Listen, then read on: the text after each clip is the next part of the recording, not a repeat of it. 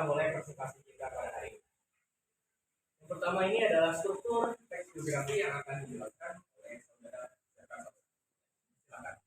Jadi ini ada struktur teks biografi itu terdiri dari 3 bagian. Yang pertama itu adalah orientasi sebagai pengenalan tokoh dan latar belakang tokoh. Yang kedua itu ada visualisasi berisi bagian inti biografi dan berisi kejadian tokoh. Yang ketiga itu ada representasi berisi komentar penutup atau simpulan yang berisi opsional atau bisa ada bisa.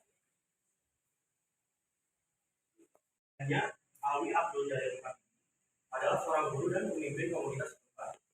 Pendidikan Habibie dimulai di sekolah negeri tingkat pertama di Parepare, kemudian melanjutkan ke sekolah menengah atas di Bandung. Setelah lulus, dia mendapatkan beasiswa dari pemerintah Indonesia untuk melanjutkan studi di luar negeri.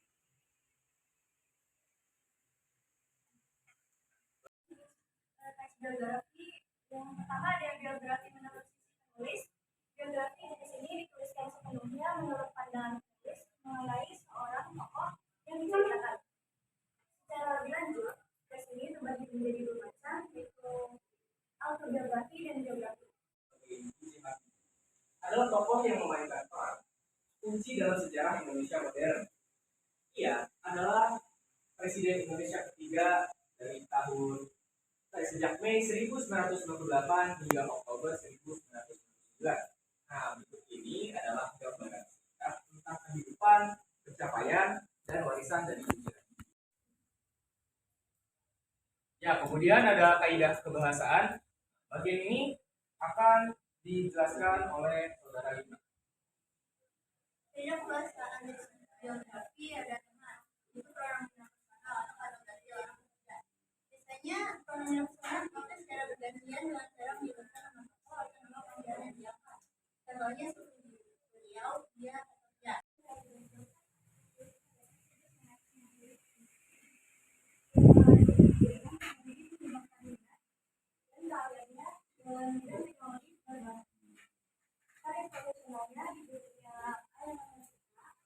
Dimulai ketika dia bekerja di perusahaan pesawat terbang keempat, yaitu Machinist Propulsion atau MBD. Kami saudara ini adakah yang ingin bertanya? Ya, silakan saudara Aska. Jadi, saya Muhammad Asbeka dari komunitas ingin bertanya mengenai contohnya. Bagaimana sih di Jawa ini mengatasi ekonomi pada masa pemerintahan? Terima kasih atas pertanyaan saudara Aska. Dua pertanyaan aja ya.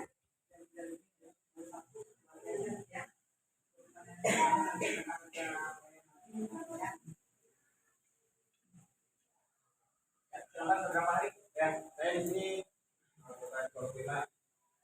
Saya pada diskusi. Saya ingin bertanya tadi, ada kontroversial timur-timur. Bisa dijelasin nggak secara detail apa sih kontroversial? Terima kasih atas pertanyaannya.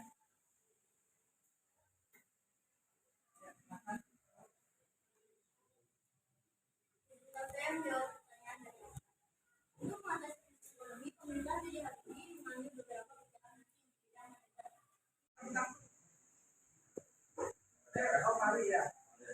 Pekerja keras, bagus. Apalagi, yuk, bila semangat yang bagaimana? Ayo, semangat yang bagaimana? Pekerja keras, semangat, disiplin, apalagi. Ya, kenapa menjadi inspirasi bangsa? Nah, mungkin kalau ada apa-apa ya.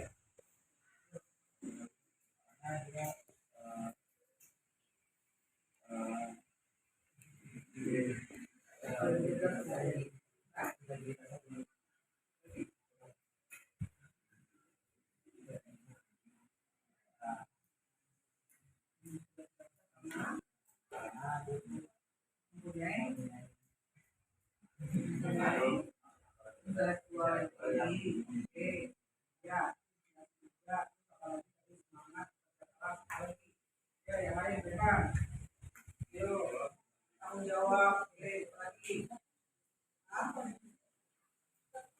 Tekun, ya, semangat tekun, apalagi. Taat ibadah, apalagi.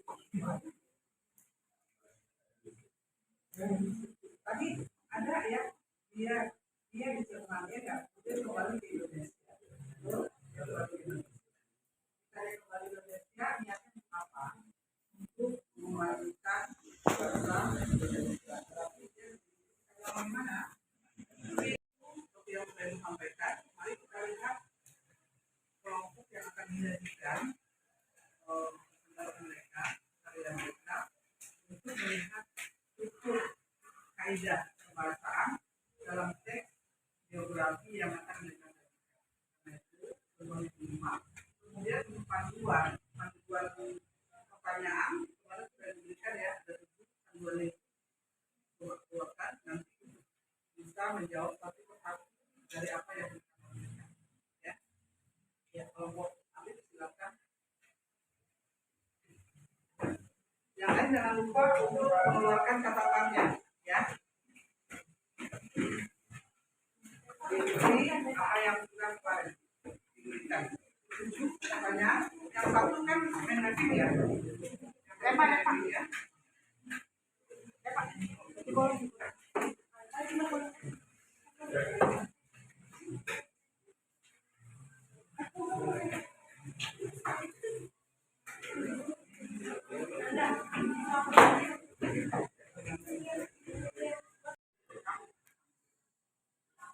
Dan mudah-mudahan kembali pada sehat ya.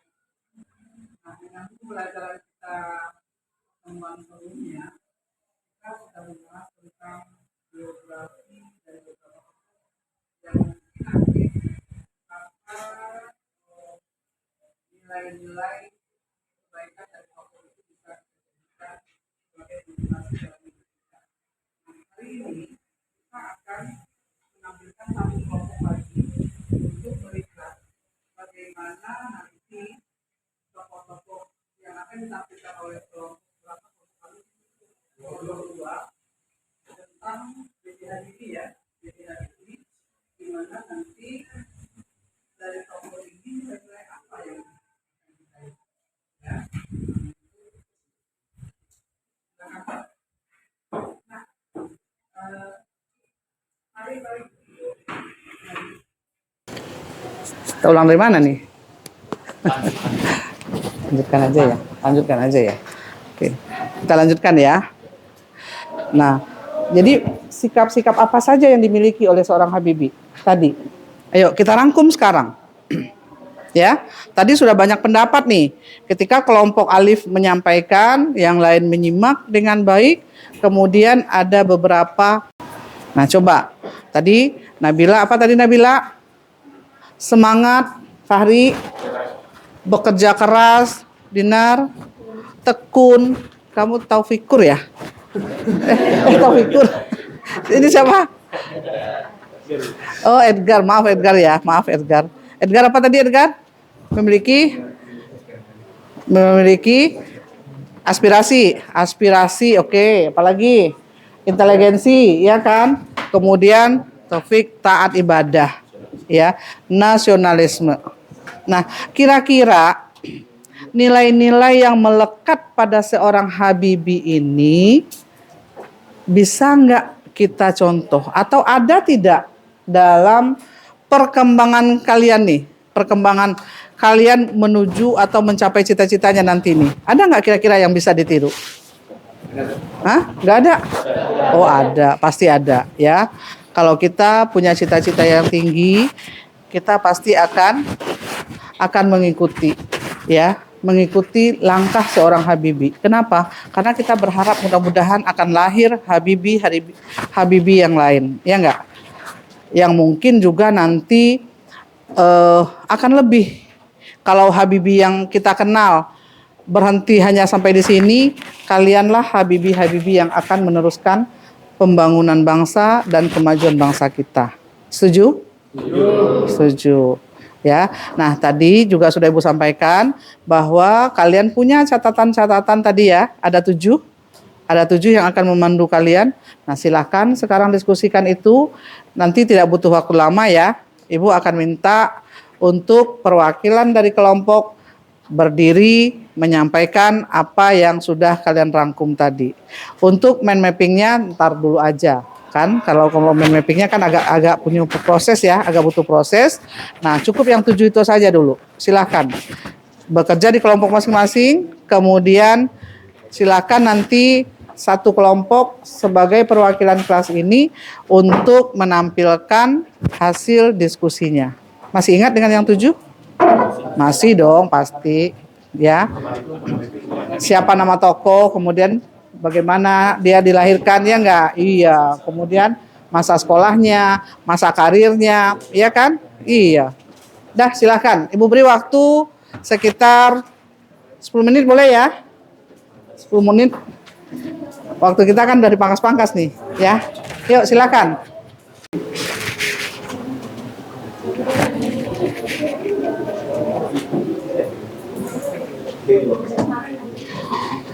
Atau untuk mempercepat boleh dibagi aja ya. Misalnya kelompok arasi boleh untuk pertanyaan 1 dulu atau 1, 2. Kemudian ini untuk yang kedua, pertanyaan ketiga. Ini pertanyaan yang keempat, yang kelima, dan yang keenam. Ya. Taufik Bondan untuk pertanyaan yang keenam aja cari. Ya. Ya, yang keenam. Jadi nanti kalian tampilkan satu persatu ya, sesuai tadi. Ini nomor berapa? 4 ya. Yang nomor 4 aja, fokus di nomor 4 aja. Kalau ini nomor 3. Itu 1 dan 2. 1, 2 kan pendek pertanyaannya. Iya enggak? Hanya tanggal lahir, kemudian iya. Nah, itu aja.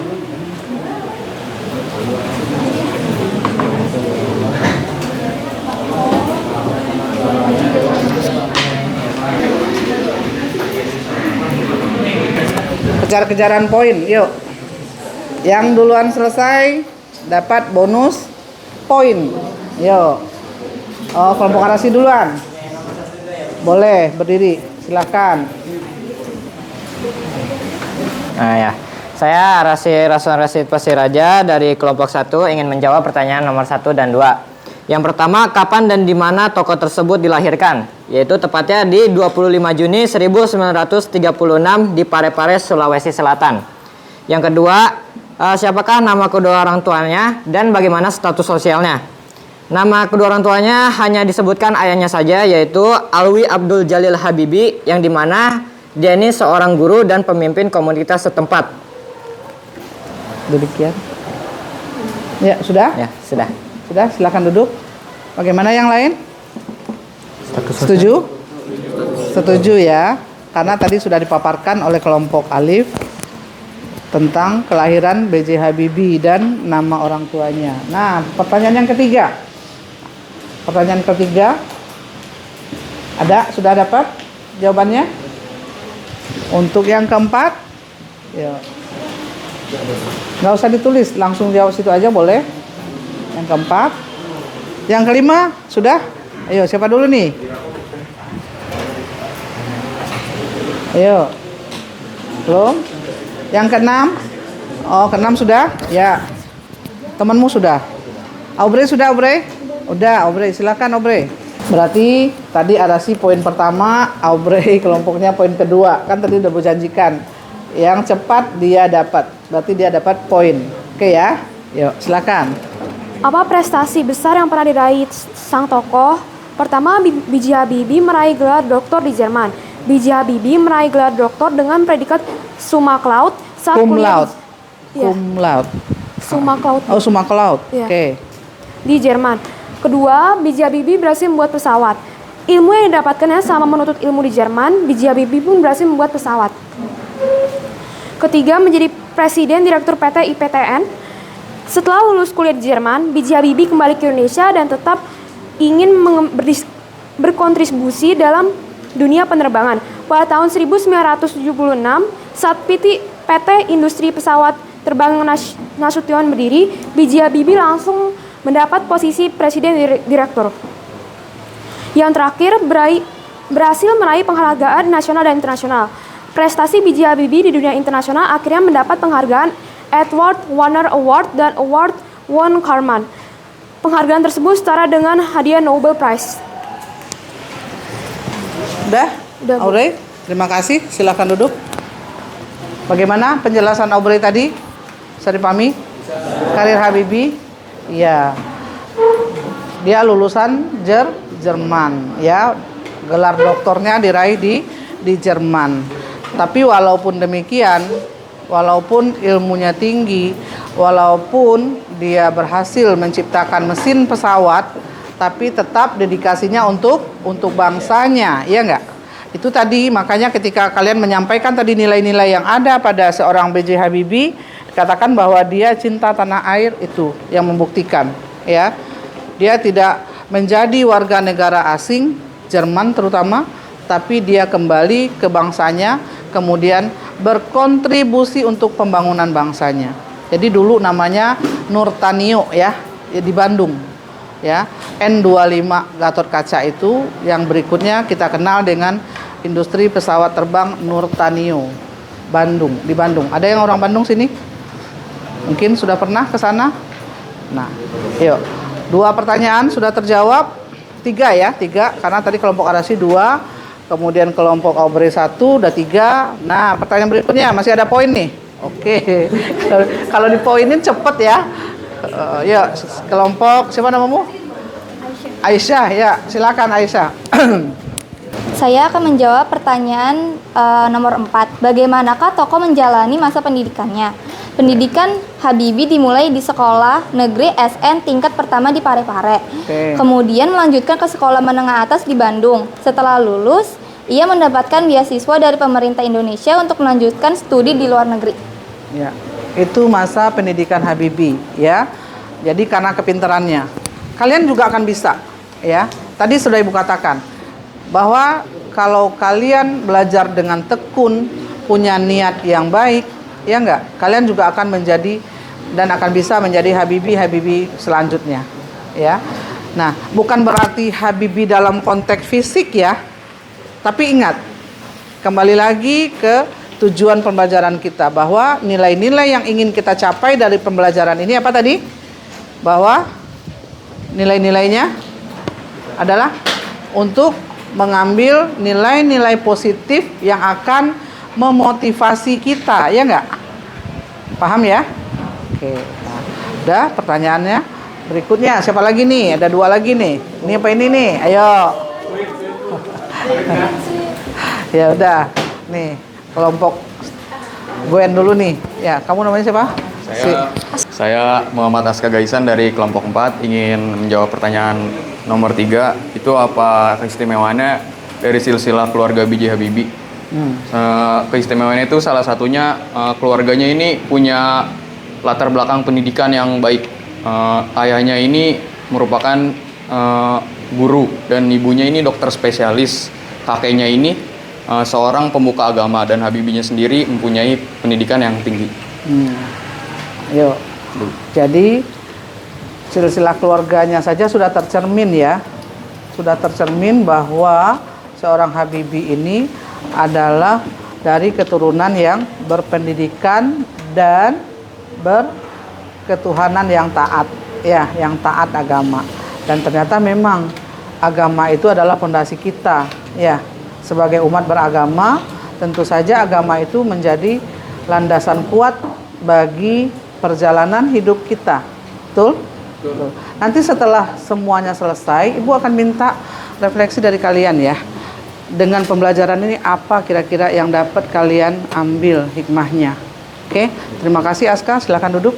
Nah, terakhir nih kelompok Fari, ya silakan Fari. Gak apa-apa dah, untuk kali ini Ibu kasih bonus semuanya, tapi bonusnya bertingkat ya. Yang sana misalnya 10, tadi 8 gitu ya. Boleh. Iya dong, ya. Ya silakan Pak. Saya akan menjawab pertanyaan terkait dengan pertanyaan nomor 5. Apa bakat dan keterampilan apa yang dikuasai oleh tokoh dan bagaimana tokoh tersebut mengembangkan talentanya? Oke. Yang pertama, beliau mempunyai kemampuan teknis, terus kepemimpinan yang visioner, kemampuan diplomasi, kreativitas dan inovasi. Nah, cara mengembangkan talentanya, beliau melakukan pendidikan yang teknik yang kuat di ITB dan Universitas Teknik Aachen, memberikan dasar yang solid bagi Habibie untuk mengembangkan bakat teknisnya. Yang kedua, pengalaman di industri. Pengalaman Habibie bekerja di berbagai perusahaan dan lembaga penelitian, termasuk Messerschmitt, Bolko, Blohm di Jerman, membantunya mengasah keterampilannya dalam bidang teknik dan industri. Yang ketiga, kesempatan untuk memimpin.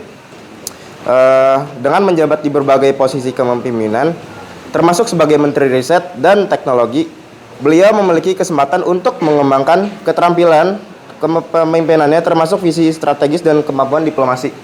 Yang terakhir, kemandirian dan kreativitas. Kemandiriannya dalam mencari solusi dan inovasi, terutama dalam pengembangan industri, kedirgantara nasional membantunya mengasah kreativitasnya. Jadi itu dia jawaban yang telah saya berikan. Kelompok kami terkait, berikan. ya, kelompok kami berikan terkait pertanyaan nomor 5. Ya, terima kasih Fahri dan teman-temannya. Tadi bagaimana seorang Habibie itu mengembangkan talentanya, ya kan? Jadi kemampuan apa yang dia miliki? Dia tadi sudah kita sampaikan, ya enggak? Bahwa memiliki kecerdasan intelektual yang tinggi, kemudian memiliki kepribadian, ya kan, yang baik dan cinta tanah air. Talentanya dikembangkan dengan apa? Yaitu melakukan berbagai inovasi, ya, mengasah keterampilan yang ada. Nah, ini bukan tidak mungkin bisa buat kalian, ya kan? Seperti tadi pagi kalian berjuang datang pukul 6.30. Ya, ada yang tadi datang 6.30, setengah 7 sudah ada di sekolah. Bu yakin sudah ada, ya. Kemudian digiring masuk ke lab 1, ya, untuk ikut bersaing nanti, ya, persaingan nanti di tanggal 25 dalam ajang apa? Ajang talenta, ya. Teman-temanmu tadi itu sudah ada. Jadi kalau memang kita ingin maju, tentu saja kita harus dari sekarang mempersiapkan diri kita, ya. Nah, terakhir sebelum kita tutup, ya, untuk tugas nanti kalian lanjutkan bahas di buku paket, ada contoh-contoh soal, kerjakan itu karena nanti tanggal 18 kita kan mau ulangan mid, ya, mid semester. Nah, silakan itu dilatih, dikerjakan. Kemudian sebelum kita menutup, tadi Ibu katakan, ya, Ibu ingin minta refleksi dari kalian, ya, silahkan diskusi atau dengan teman-teman satu kelompoknya, kemudian nanti cukup dikirimkan dalam 1 lembar kertas saja, ya. Paham? Apa yang kalian dapatkan dari proses pembelajaran kita yang 2 jam ini, ya, untuk teks biografi, kemudian materinya ini tersampaikan tidak, kemudian kamu dapat tidak nilai-nilai itu, apakah bisa berpengaruhkah nanti untuk kedepannya? Silahkan disampaikan nanti, ya, bebas ya, nanti sampaikan itu di kertas lembar. Dan sebagai penutup, mari kita beri aplusan untuk kita semua. Terima kasih. Sini Bu, di depan Bu. Ya, terima kasih. Assalamualaikum warahmatullahi wabarakatuh. Waalaikumsalam warahmatullahi wabarakatuh. Alhamdulillah kita panjatkan puji syukur kepada Allah SWT bahwa di pagi menjelang siang ini kita masih diberikan kesempatan untuk beraktivitas sesuai dengan tugas dan tanggung jawab, ya. Pada saat ini Bapak sebagai kepala sekolah melaksanakan bagian dari tugas Bapak untuk mengobservasi. Siapa yang diobservasi? Yang diobservasi adalah Ibu Guru, Ibu Juraidah. Ya, dan kita berikan aplaus untuk Ibu Juraidah.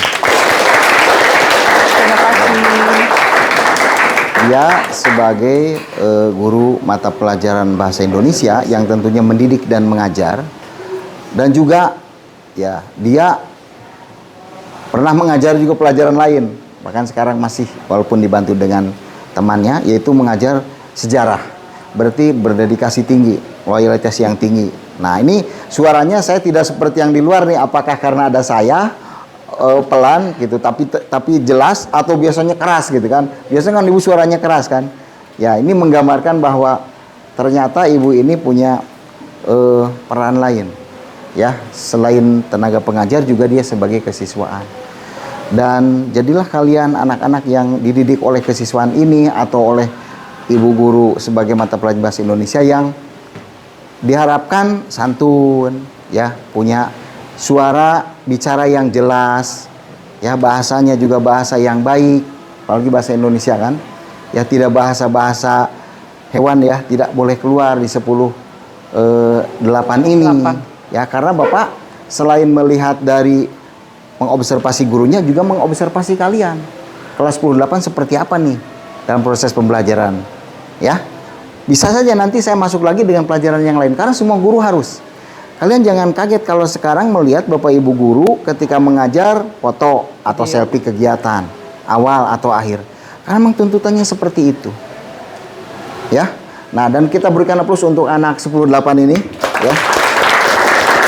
Kira bagus kalau dalam kuliner itu saya kasih approve untuk kalian. Oke, tepuk tangan lagi, ayo. Nah, cuman, nah, tadi ada sedikit agak lambat gitu untuk merespon apakah karena ada saya gitu, jangan ya. Kayaknya grogi, Pak. Nah, grogi. Jadi kalian belajar ada siapapun, maka niatkan yang ikhlas. Setelah niat ikhlas punya tujuan. Kalau tujuan saya ingin belajar, ya dari tidak tahu, ya kita harus tahu. Saya punya niat belajar. Walaupun belajar bahasa Indonesia belum pernah, atau saya sudah baca, saya akan ikuti. Dan semoga itu menjadi pengetahuan yang saya peroleh untuk masa sekarang dan masa yang akan datang. Jadi niatkan itu selalu. Dan begitu selesai, ya Allah, semoga apa yang dipelajari hari ini, dari guru apa, mata pelajaran apa, semoga bermanfaat buat saya, dan juga bermanfaat buat orang lain. Amin. Jadi senantiasa begitu, memulai, mengakhiri, memulai, mengakhiri. Nah, jadi 10-8 sudah bagus, kemudian kelasnya tetap ditata rapi ya. Kenapa? Karena memang lingkungan belajar menentukan juga. Jadi Bapak lihat juga suasana belajar, suasana kelas juga. Bapak lihat, di situ ada penilaian loh. Dan Bapak ini sudah masuk 10-5 udah, 10-3 udah, 10-1 udah. Jadi nanti Bapak sandingkan tuh, oh kelas mana nih yang aktif belajarnya. Ya, kalau ditanya dia menjawab, terus merespon pertanyaan teman, jawab lagi. Tapi tetap ada di situ saling menghormati, saling menghargai. Tadi sudah bagus nih, yang bicara semua sudah hebat, sudah suaranya jelas, kata-katanya sudah baik, dan itu menunjukkan bahwa pelajaran bahasa Indonesia sudah dicerna oleh kalian. Ya, saya apresiasi. Kemudian yang berikutnya, nah kemudian kalian harus tahu yang dipelajari hari ini. Sekarang aja lah dalam bahasa Indonesia itu tentang apa dan punya makna apa dan nanti efeknya ke saya apa. Itu ini kan tentang biografi ya, tentang biografi. Coba saya akan tantang di sini. Kemarin tuh kebetulan Pak Pri juga yang meliput di kelas 10-5 ya. Nah, di kelas ini juga harus ada yang bisa menjawab. Ayo semangat. Nah, coba nih. Tadi kan sudah, tapi saya masih nggak apa-apa. Siapa yang punya cita-cita seperti karakter? Kalau orangnya boleh meninggal, ya, tapi sifat, karakter, kultur, kebaikan, ketidakbaikan, semangat itu akan nampak terus. Ya. Nah, sekarang siapa yang punya semangat seperti ini, seperti B.J. Habibie. Pak B.J. Habibie, dan bidang apanya dan kamu mau kemana? Ayo, tantangan 10-8. Oke, siapa namanya? Nama dulu sebut. Berdiri, Pak, seperti kemarin kita sorot. Sebentar, ya. di sini. Perkenalkan Pak, nama saya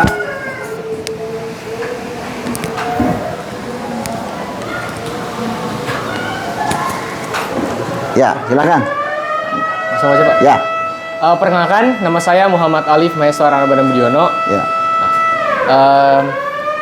Saya sifat-sifat yang harus saya teladani. Yang pertama tuh tekun.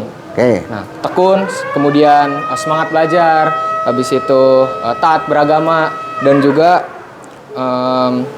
bisa menciptakan inovasi.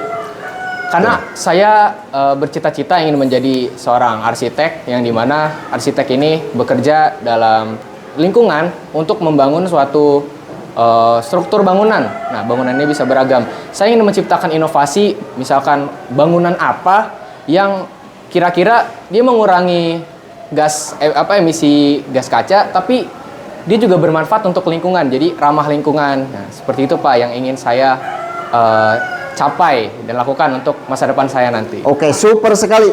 Berikan aplaus untuk nama siapa nih? Arif ya. Untuk Arif. Ya, oke, semoga sesuai dengan nama, selalu arif dan bijaksana. Ya, gitu. Nah, oke. Jadi itu salah satu dan itu mewakili 10-8 loh. Jempol. Dan saya yakin yang lain juga sama. Mungkin yang lain bidang lain. Nah, ini ada suatu hal yang menarik. Di kelas 10-3 kemarin, ya kebetulan tidak diliput. 10.3 itu kemarin tuh ada suatu aplikasi yang digunakan oleh Ibu Asria. Kemudian dia untuk menguji karakter. Kemudian nantinya itu mau jadi profesi apa, begitu. Di situ kelas saya sama dalam tampilan seperti ini, mengobservasi, sama aktif seperti kalian. Nah ternyata di situ kalau saya lihat hasilnya kan langsung tampil begini. Pengen jadi insinyur, doktor, teknokrat seperti tadi, ya. Kemudian saya melihat guru itu kecil. Jadi di situ kalau banyak gede tulisannya dokter gede, insinyur gede gitu. Tapi begitu guru kecil guru. Tapi coba bayangkan, suatu saat kalian akan berkeluarga, kalian akan nikah, kalian akan punya keturunan, kemudian banyak berkembang, kemudian tidak ada guru. Kalian siap nggak mengajarin anak kalian? Siap nggak tanpa guru? Gak mungkin kita. Saya pun diajarin oleh guru bisa begini. Artinya jangan memandang guru sekarang seperti masa lalu, tidak. Nah. Sekarang itu guru sama loh, bersaing, cerdas sama. Dokter di sini ada berapa dokter? Semua udah S2 ya? Hampir semua S2 loh. Satu tahap lagi ke S3. Golongan udah 4B. Kalau di pangkat jenderal itu udah 3 loh, bintang 3. Ya. Bapak alhamdulillah nih 4C nih, rekor ya, kepala sekolah di Kota Tangerang baru Bapak 4C loh. Sebentar lagi 4D, udah bintang 4. Ya, terakhir 4E. Nah, artinya gini, seperti hal tadi harus terinspirasi. Ketika lihat tokoh Pak Habibie, ambil karakternya. Oh, gua pengen jadi insinyur, pengen jadi teknokrat. Bagaimana mengurangi efek rumah kaca gitu kan?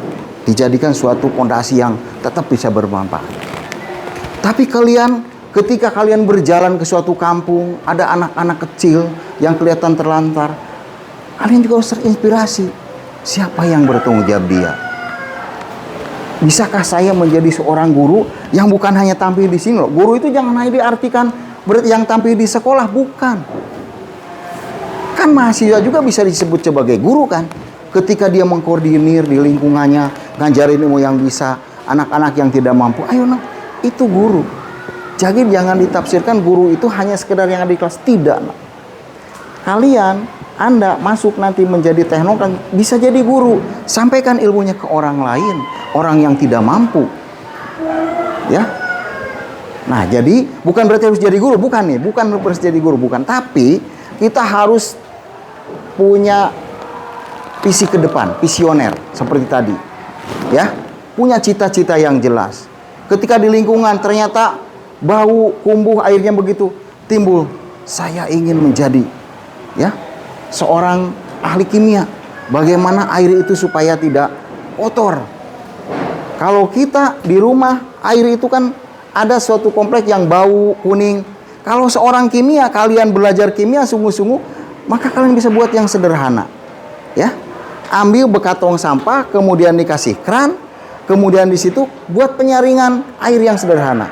Dimulai dari bawah pasir, batu kerikil, kemudian di atasnya itu ada ijuk, di atasnya dikasih arang, dikasih lagi kaporit. Coba buktikan. Itu sekotor apapun akan jernih dan bisa dimanfaatkan. Nah, itu yang dimaksud terinspirasi. Apakah itu hanya milik orang kimia, orang IPA? Tidak. Anak IPS juga bisa dan Bapak sudah melakukan. Ketika ada lintas minat, Bapak ngajar minta di mana? Di IPS Bapak. Ngajar kimia coba. Katanya anak IPS gini.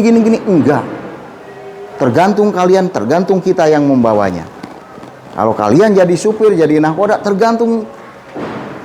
Sama, di kelas ini mau dibuat seperti apa, tergantung kalian.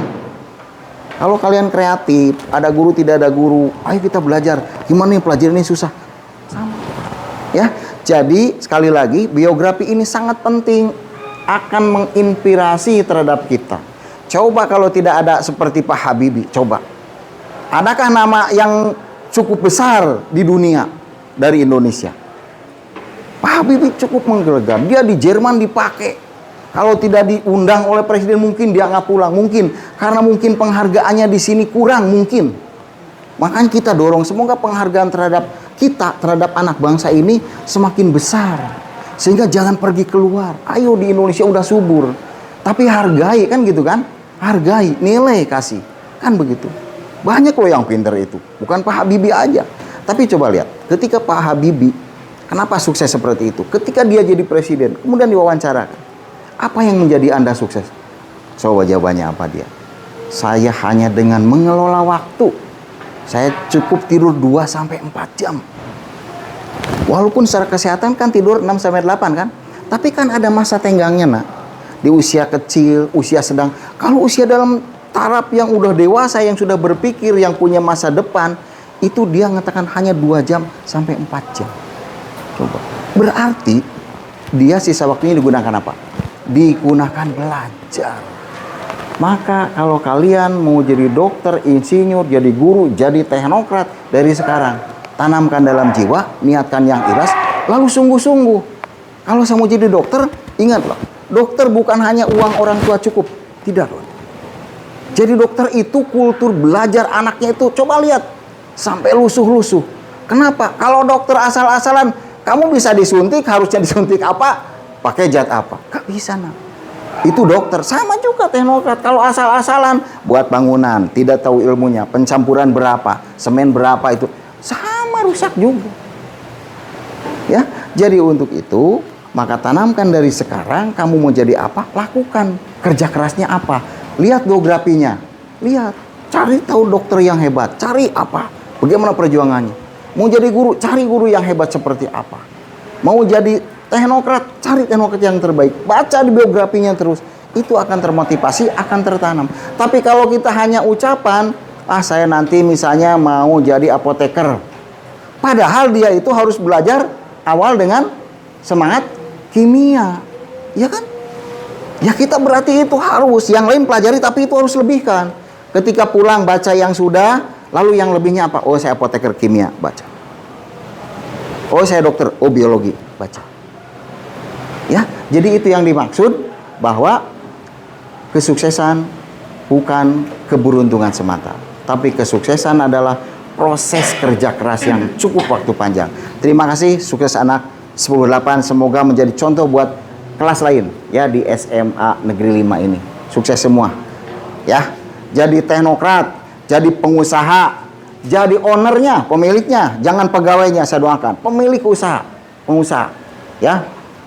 Pemiliknya. Jadi pengganti pemimpin tertinggi, jadi presiden, saya doakan ada di SMA 5 ini. Makasih ya. Assalamualaikum warahmatullahi wabarakatuh. Dan plus buat kita semua.